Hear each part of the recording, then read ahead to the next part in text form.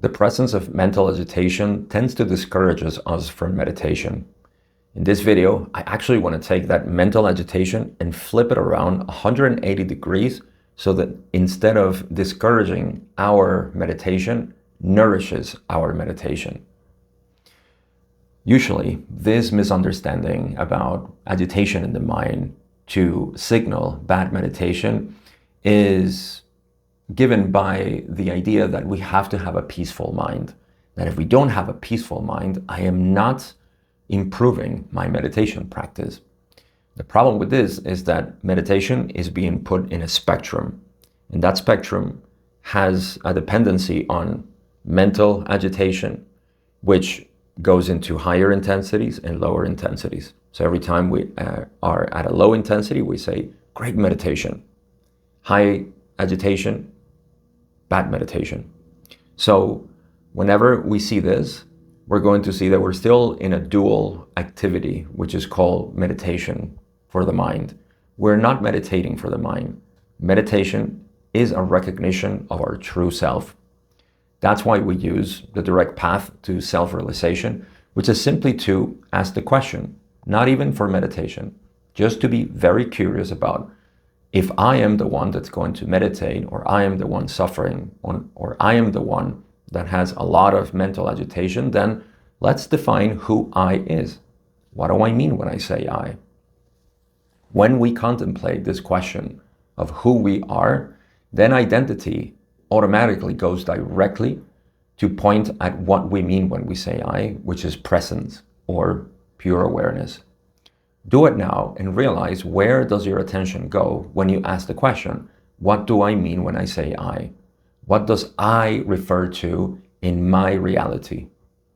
And you will see that it's the center, it's the heart of being itself. So when we engage in this investigation and we see that what we are is the presence of the moment, then we can see or contemplate the mind from a place that doesn't depend from whatever it is that the mind is doing. But here's the thing. It is not an easy identification or realization to take place, because there is a tendency to move back into the mind. That which moves back into the mind is nothing else but you. Identity, being, moves into the mind. And when it moves into the mind, then it goes into the spectrum of good meditation, fewer thoughts, bad meditation, a lot of thoughts, or agitation, emotions, and all of this. So we want to always start with realizing who we are in the moment, and then let that realization take place for all the time that we're going to be curious and interested in this realization, which is I am the presence of the moment. Try it now. Who is it that is having this experience? The answer is obvious. I am the one having the experience. So, do you depend on experience?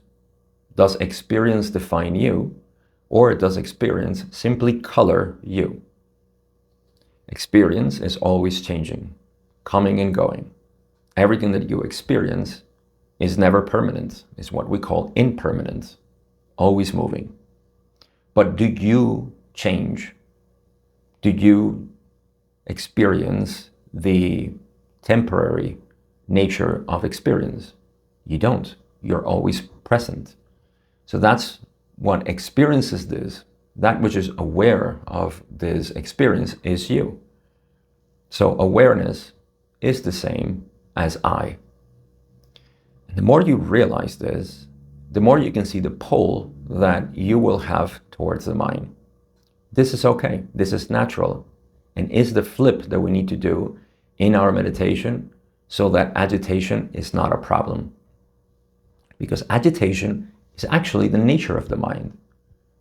And it's fine that it's agitated in whichever way it is. It could be very intense or very subtle. But that is the nature of mind. Mind is movement. You are not that movement. You are always anchoring back with the question or realization, who am I in this moment?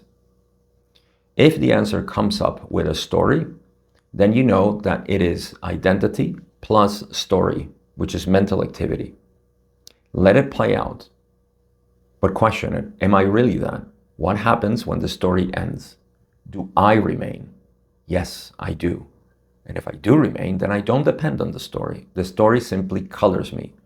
The only unnecessary part was the I thought that arises with the story. If I remove that, what happens to the story? It seems to lose its power.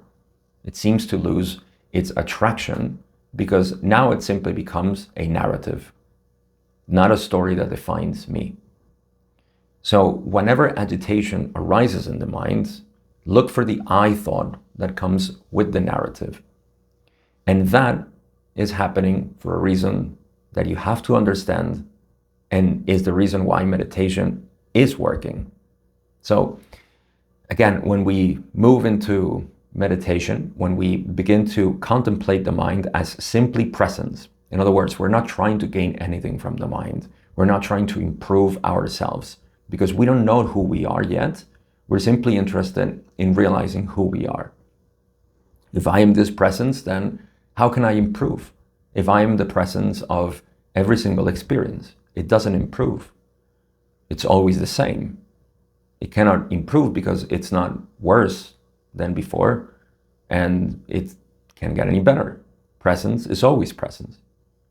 Space doesn't get any wider or smaller. Space is space. Presence is presence. So as you contemplate the mind, you're going to see that there are certain things that tend to attract your identity stronger than others. That's okay. That doesn't mean that you're failing at meditation only because you've had a couple of weeks where there was no agitation, no identity with the mind, or very little identity, and then suddenly it comes up again.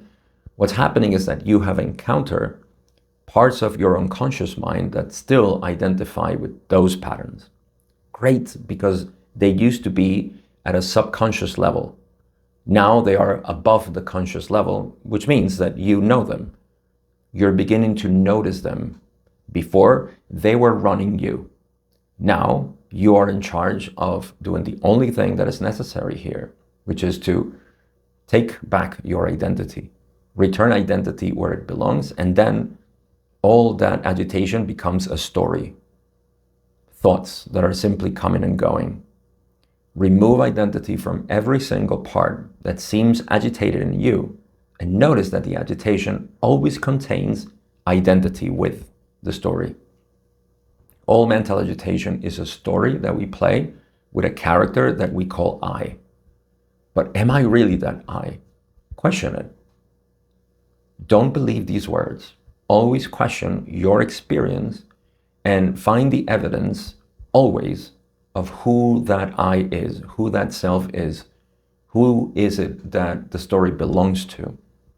And the more you do this, the more your identity will naturally come back like a rubber band that you release.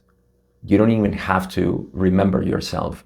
Remembering happens when you question that which is unstable, that which is an illusion and dissipates naturally simply by asking one question. Am I really that? If I am, because you do want to investigate, if I am that, then I should always be that because I know that I always am. And if I'm not, then that's all the proof that I need to see that I'm not, and then the rubber band comes back. So agitation is not a problem. Agitation is actually a great sign that you are succeeding at meditation, or actually that meditation is doing what it's supposed to do, which is to reveal parts of the subconscious mind that weren't exposed before, and now they are. And what do we need to do? Remember who we are every time in the moment. So from now on, whenever you see that there is a lot of agitation in the moment, when you're sitting, there might be a lot of emotions, there might be some thoughts that you still consider yours, simply question, where is the I involved in all these stories? Where is myself identified with these narratives? And if I identify that, if I realize that there is an I thought generated there, question it and watch it come back to you. Question, who am I in the moment? I am the presence. I cannot be those two. I can only be one of them, and the one that stays is the one that I am. That way you can turn all mental agitation into nourishment for not meditation, but realization of who you are in the moment. That is all we care to see. And two things are happening. Your true identity is being reinforced, and the false identity is weakened and dissolves. That's all I got for this video. If you're interested in going deeper into this, consider joining my free community where you can do the initial courses to begin to establish your practice and solidify it into a day-to-day practice, not only in sitting meditation, but in moving meditation, and also be part of the community if you need support. There are free calls that we host there to help you out with this. That's all I got for this video. I hope it's helpful and reinforces your meditation, and I'll see you in the next video.